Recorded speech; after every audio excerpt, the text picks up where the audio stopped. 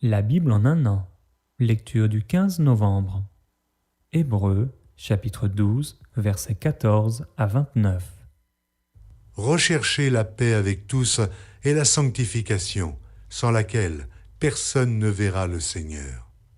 Veillez à ce que nul ne se prive de la grâce de Dieu, à ce qu'aucune racine d'amertume poussant des rejetons ne produise du trouble et que plusieurs n'en soient infectés, à ce qu'il n'y ait ni impudique, ni profane comme Ésaü, qui pour un mets vendit son droit d'aînesse.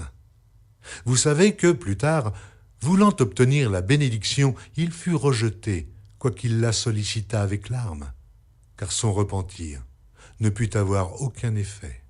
Vous ne vous êtes pas approché d'une montagne qu'on pouvait toucher et qui était embrasée par le feu, ni de la nuée, ni des ténèbres, ni de la tempête, ni du retentissement de la trompette, ni du bruit des paroles, tels que ceux qui l'entendirent demandèrent qu'il ne leur en fût adressé aucune de plus, car ils ne supportaient pas cette déclaration. Si même une bête touche la montagne, elle sera lapidée. Et ce spectacle était si terrible que Moïse dit « Je suis épouvanté et tout tremblant. » Mais vous vous êtes approchés de la montagne de Sion, de la cité du Dieu vivant, la Jérusalem céleste, des myriades qui forment le cœur des anges, de l'assemblée des premiers-nés inscrits dans les cieux, du juge qui est le Dieu de tous, des esprits des justes parvenus à la perfection, de Jésus qui est le médiateur de la nouvelle alliance et du sang de l'aspersion qui parle mieux que celui d'Abel. Gardez-vous de refuser d'entendre celui qui parle. Car si ceux-là n'ont pas échappé, qui refusèrent d'entendre celui qui publiait les oracles sur la terre, combien moins échapperons-nous si nous nous détournons de celui qui parle du haut des cieux, lui, dont la voix alors ébranla la terre, et qui maintenant a fait cette promesse. Une fois encore, j'ébranlerai non seulement la terre, mais aussi le ciel. Ces mots, une fois encore, indiquent le changement des choses ébranlées comme étant faites pour un temps, afin que les choses inébranlables subsistent. C'est pourquoi, recevant un royaume inébranlable, montrons notre reconnaissance en rendant à Dieu un culte qui lui soit agréable, avec piété et avec crainte, car notre Dieu est aussi un feu dévorant. Ézéchiel, chapitre 31. La 11e année, le premier jour du 3e mois, la parole de l'Éternel me fut adressée en ces mots. Fils de l'homme, dis à Pharaon, roi d'Égypte, et à sa multitude, à qui ressembles-tu dans ta grandeur? Voici, la Syrie était un cèdre du Liban. Ses branches étaient belles, son feuillage était touffu, sa tige élevée, et sa cime s'élançait au milieu d'épais rameaux. Les eaux l'avaient fait croître, l'abîme l'avait fait pousser en hauteur. Des fleuves coulaient autour du lieu où il était planté et envoyaient leurs canaux à tous les arbres des champs. C'est pourquoi sa tige s'élevait au-dessus de tous les arbres des champs, ses branches avaient multiplié, ses rameaux s'étendaient par l'abondance des eaux qu'il avait fait pousser. Tous les oiseaux du ciel nichaient dans ses branches, toutes les bêtes des champs faisaient leurs petits sous ses rameaux, et de nombreuses nations habitaient toutes à son ombre. Il était beau par sa grandeur, par l'étendue de ses branches, car ses racines plongeaient dans des eaux abondantes. Les cèdres du jardin de Dieu ne le surpassaient point, les cyprès n'égalaient point ses branches, et les platanes n'étaient point comme ses rameaux. Aucun arbre du jardin de Dieu ne lui était comparable en beauté. Je l'avais embelli par la multitude de ses branches, et tous les arbres d'Éden, dans le jardin de Dieu, lui portaient envie. C'est pourquoi ainsi parle le Seigneur, l'Éternel. Parce qu'il avait une tige élevée, parce qu'il lançait sa cime au milieu d'épais rameaux, et que son cœur était fier de sa hauteur, je l'ai livré entre les mains du héros des nations, qui le traitera selon sa méchanceté. Je l'ai chassé. Des étrangers, les plus violents des peuples, l'ont abattu et rejeté. Ses branches sont tombées dans les montagnes et dans toutes les vallées. Ses rameaux se sont brisés dans tous les ravins du pays. Et tous les peuples de la terre se sont retirés de son ombre et l'ont abandonné. Sur ces débris sont venus se poser tous les oiseaux du ciel, et toutes les bêtes des champs ont fait leur gîte parmi ces rameaux, afin que tous les arbres près des eaux n'élèvent plus leurs tiges, et qu'ils ne lancent plus leurs cimes au milieu d'épais rameaux, afin que tous les chênes arrosés d'eau ne gardent plus leur hauteur. Car tous sont livrés à la mort, aux profondeurs de la terre, parmi les enfants des hommes, avec ceux qui descendent dans la fosse. Ainsi parle le Seigneur, l'Éternel. Le jour où il est descendu dans le séjour des morts, j'ai répandu le deuil, j'ai couvert l'abîme à cause de lui, et j'en ai retenu les fleuves. Les grandes eaux ont été arrêtées. J'ai rendu le Liban triste à cause de lui, et tous les arbres des champs ont été desséchés. Par le bruit de sa chute, j'ai fait trembler les nations, quand je l'ai précipité dans le séjour des morts, avec ceux qui descendent dans la fosse.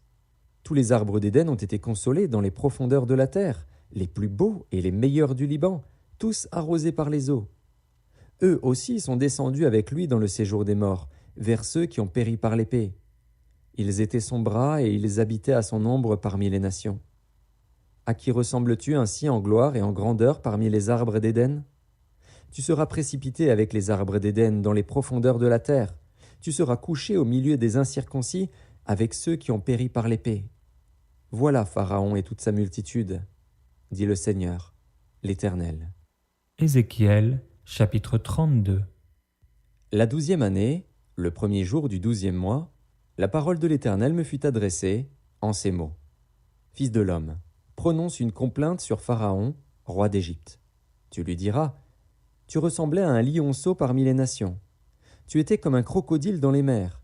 Tu t'élançais dans tes fleuves, tu troublais les eaux avec tes pieds, tu agitais leurs flots. Ainsi parle le Seigneur, l'Éternel. J'étendrai sur toi mon retz, dans une foule nombreuse de peuples, et ils te tireront dans mon filet. Je te laisserai à terre, je te jetterai sur la face des champs, je ferai reposer sur toi tous les oiseaux du ciel, et je rassasierai de toi les bêtes de toute la terre. Je mettrai ta chair sur les montagnes, et je remplirai les vallées de tes débris. J'arroserai de ton sang le pays où tu nages, jusqu'aux montagnes, et les ravins seront remplis de toi. Quand je t'éteindrai, je voilerai les cieux et j'obscurcirai leurs étoiles, je couvrirai le soleil de nuages, et la lune ne donnera plus sa lumière. J'obscurcirai à cause de toi tous les luminaires des cieux, et je répandrai les ténèbres sur ton pays, dit le Seigneur, l'Éternel. J'affligerai le cœur de beaucoup de peuples, quand j'annoncerai ta ruine parmi les nations, à des pays que tu ne connaissais pas. Je frapperai de stupeur beaucoup de peuples à cause de toi, et leurs rois seront saisis d'épouvante à cause de toi, quand j'agiterai mon épée devant leur face. Ils trembleront à tout instant chacun pour sa vie, au jour de ta chute. Car ainsi parle le Seigneur, l'Éternel, l'épée du roi de Babylone fondra sur toi. Je ferai tomber ta multitude par l'épée de vaillants hommes, tous les plus violents d'entre les peuples. Ils anéantiront l'orgueil de l'Égypte, et toute sa multitude sera détruite. Je ferai périr tout son bétail près des grandes eaux. Le pied de l'homme ne les troublera plus, le sabot des animaux ne les troublera plus. Alors je calmerai ces eaux, et je ferai couler ces fleuves comme l'huile, dit le Seigneur, l'Éternel. Quand je ferai du pays d'Égypte une solitude, et que le pays sera dépouillé de tout ce qu'il contient, quand je frapperai tous ceux qui l'habitent, ils sauront que je suis l'Éternel. C'est là une complainte, et on la dira. Les filles des nations diront cette complainte. Elles la prononceront sur l'Égypte et sur toute sa multitude, dit le Seigneur, l'Éternel. La 12e année, le 15e jour du mois, la parole de l'Éternel me fut adressée en ces mots.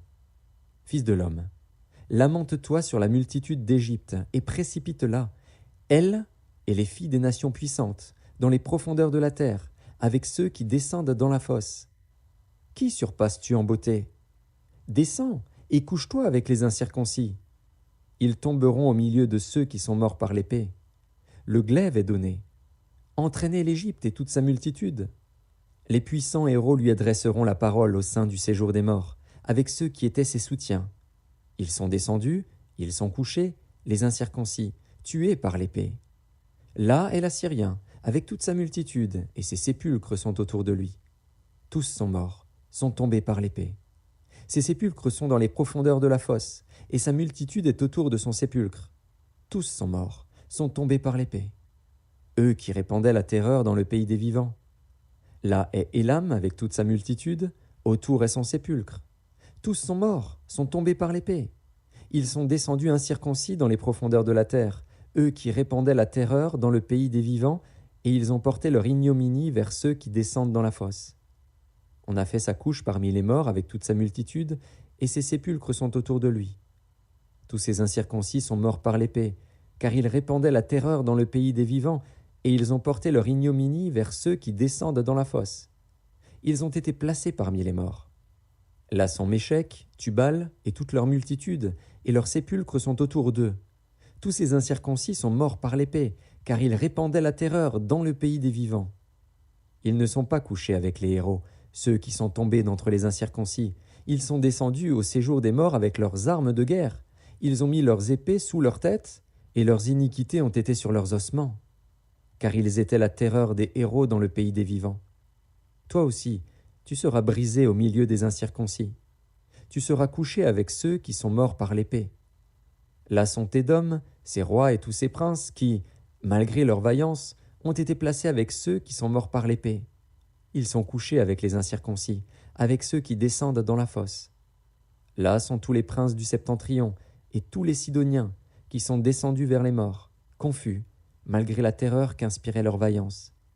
Ces incirconcis sont couchés avec ceux qui sont morts par l'épée, et ils ont porté leur ignominie vers ceux qui descendent dans la fosse. Pharaon les verra, et il se consolera au sujet de toute sa multitude, des siens qui sont morts par l'épée et de toute son armée, dit le Seigneur, l'Éternel.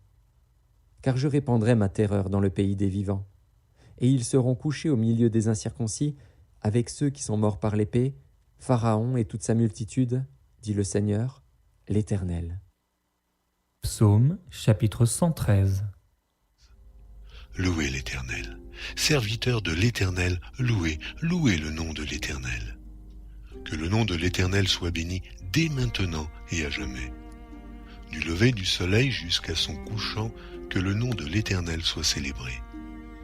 L'Éternel est élevé au-dessus de toutes les nations, sa gloire est au-dessus des cieux. Qui est semblable à l'Éternel notre Dieu? Il a sa demeure en haut.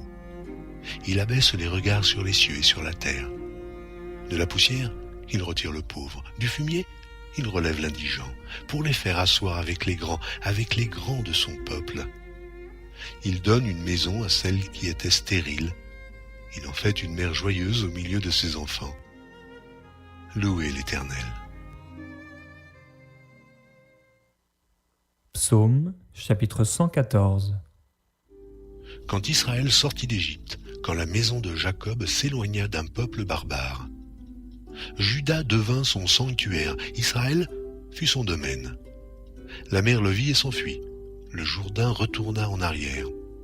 Les montagnes sautèrent comme des béliers, les collines comme des agneaux. Qu'as-tu, mer, pour t'enfuir, Jourdain pour retourner en arrière? Qu'avez-vous, montagne, pour sauter comme des béliers, et vous, collines, comme des agneaux? Tremble devant le Seigneur, ô terre, devant le Dieu de Jacob, qui change le rocher en étang et le roc en source d'eau. Proverbe chapitre 27, versets 18 à 20. Celui qui soigne un figuier en mangera le fruit, et celui qui garde son maître sera honoré. Comme dans l'eau, le visage répond au visage. Ainsi, le cœur de l'homme répond au cœur de l'homme.